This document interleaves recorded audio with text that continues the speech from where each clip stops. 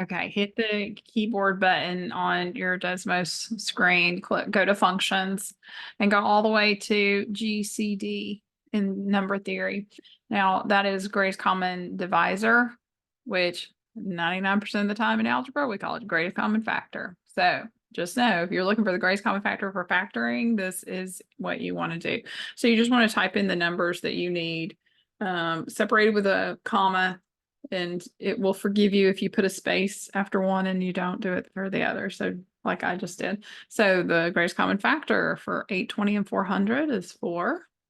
And then I love to just select it and copy it and paste it.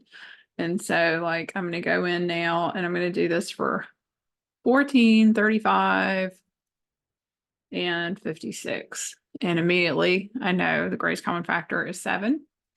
But what if, let me go in and erase the numbers. I'm going to do 288, 72, and 96. I'm giving you a moment to kind of think, do you know what that is? It's 24.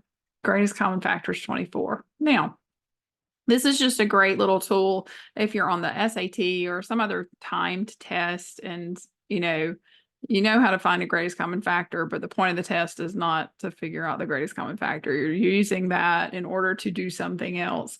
So I think this is a great little, thing to have in your toolkit of what you can use. It's a wonderful resource. So I hope it helps you. That's it. That's all. See you next time.